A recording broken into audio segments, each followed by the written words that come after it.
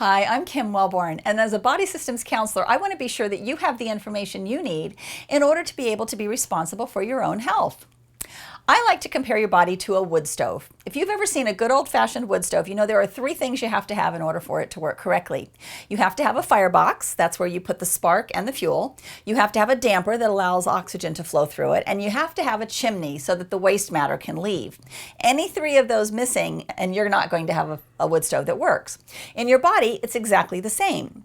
We have a damper, and we call that our lungs, and so we have to be breathing effectively in order to get oxygen going, or we die. We also have a firebox, and the kind of fuel that you put in a firebox determines the kind of fire that you get. So if you're burning a leftover Christmas tree, you're going to get a fire that burns hot for a very, very short period of time and leaves behind a lot of soot and smoke. If you're burning aged hickory or oak or another hardwood, you're going to get a fire that burns really hot for a long period of time and burns very cleanly. That compares directly to the kind of foods that you take in. We do not make brain cells out of Twinkies. And if you're eating lots and lots of junky, sugary foods, they're going to burn just like that firewood with the Christmas tree, quick and lots of junk left behind. If you're eating whole foods, whole grains, lots of raw vegetables, you're going to have a fire that burns clean and long. And that's what we want, is sustained energy. There is no one food that I think everybody needs to eat every day. There's no one diet I think is right for everybody, but everybody does need to eat more raw foods. Raw foods contain the enzymes that help you digest everything else that you're eating at the same time. And so you get more benefit out of the food if it's raw. They also tend to decay and leave less trash behind. If you've ever thrown out a cabbage leaf onto your grass, you know that in the course of a normal time, it's going to simply decay and compost and fertilize your grass. If it's been boiled first, it's going to rot and attract bacteria, and that's what causes us to get sick. We know that we have to have chimneys. In the body, we have four. If you've got a chimney that gets backed up in a firebox or in a wood stove, you only have two possibilities.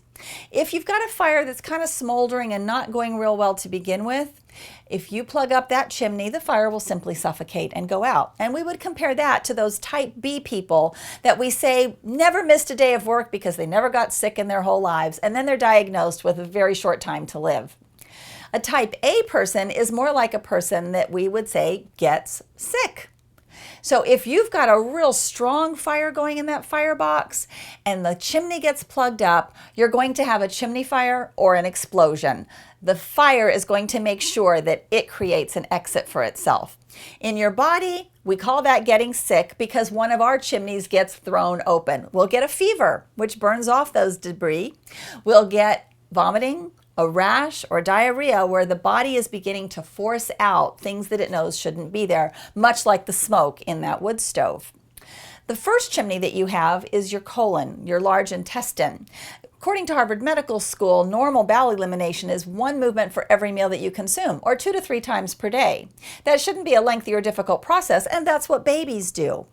You're going to accelerate and support that process by making sure that you take those raw foods in and those whole grains and get the fiber that you really need. The second chimney is directly connected, and that's the urinary system. The other thing that's so important for colon function is plenty of hydration. What the body can't filter out through the colon gets pushed back onto the kidneys, and in order to eliminate effectively, they need plenty of water. Kind of like if you make a pot of soup too salty, you're just going to make a bigger pot of soup. So the body will hold on to fluid when there's not enough to safely dilute the waste matter that's circulating in the body. If you're retaining fluid, the problem is not that you're drinking too much. The problem is you don't have enough. And so it's important to make sure that you're drinking at least half as many ounces each day as you weigh in pounds. So if you weigh 150 pounds, you need 75 ounces of water. And sugary or caffeinated beverages don't count toward that total.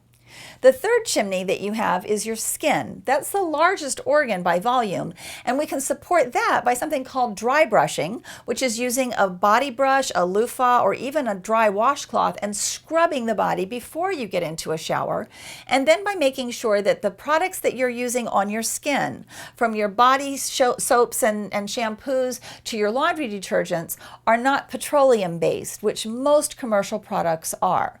That puts a seal on the skin that prevents prevents you from having normal cell respiration. The final chimney is the mucous membranes. The same type of tissue lines your intestinal and digestive tracts as the sinuses and the respiratory membranes. So if you're stuffy or congested, all of those tissues in the body are irritated, usually because of excess acids from foods that you've not been able to digest effectively. To be well means that all of those chimneys have to be working effectively. I said earlier that I don't think there's any one diet that everyone should follow, and I think that also is true of supplements. There is not a single supplement that I suggest each of my clients takes. I think that the needs of each individual are based on the weaknesses that they possess, and that's what we'll identify in a private consultation. Depending on which organs are weak and need extra support, we're going to suggest nutritional supplements that might help to support that. Drugs work to suppress symptoms of diseases, and they do it by either imitating a body function, something like a synthetic hormone would do or an antibiotic, or by suppressing a body function like an anti-inflammatory when the body is inflamed simply to try to protect you. The two functions that herbs have are primarily to be nutritional supplementation in that they contain the specific nutrients that are necessary for individual cells. Stomach lining cells are made up of almost 80% sodium in order to protect them from the hydrochloric acid that digests your proteins, while kidney cells are much higher in potassium. So I can say that celery and dandelion, being high in sodium, are specific nutritional support for the stomach, while parsley, which is higher in potassium, is more significant for forming kidney cells. Herbs also have an energetic aspect. If you bite into an onion, it makes your mouth burn, your nose run, and your eyes water because of volatile oils that increase circulation to that organ or that area, while a mucilant herb, like the cooling foods that are served with spicy Thai or Indian food, yogurts and sweet sugars, help to coat and soothe and smooth out irritated membranes. The bitter foods, like coffee and cocoa, are national addictions, help to expand tissue, while astringent foods like lemons tighten and tone tissue. So that combination of nutritional value and energetic force change the way that the body's working and help the cells that you're making today, all 3 million of them, be better quality than the cells that you made yesterday. As you continue that process, you'll find that that program is going to help you be at your very best. I'm not a doctor, and so I don't treat diseases, but you may find that the symptoms of diseases do tend to disappear when you feed and support the body correctly. In addition to your nutritional program, we'll check emotional, energetic, and environmental factors that might be influencing your health. When you leave, you'll have a lifestyle program. If there are emotional concerns, we're likely to be working with flower essences, which are vibrational remedies that address specifically emotional balance. If we have environmental factors, we may be looking at those, ranging from those products we talked about for your personal and skincare, through the people that you're around, the things you watch and listen to, even the colors that you look at most often. If we have an energetic imbalance, what that means is that the communication in the body may not be functioning correctly. It's kind of that spirit-body connection and how much you're alive and how well the body is able to receive information. If those are areas of concern, then we'll be working with essential oils, with homeopathic remedies, and with traditional Chinese formulas that control or direct energy flow correctly in the body. All of those things together create a lifestyle program. When you leave my office with that program, I'll expect to see you again in 3 to 4 weeks, at which point we should be able to reduce your supplement program. My objective is to have you taking as few pills as possible and to give you other resources that can support the body effectively.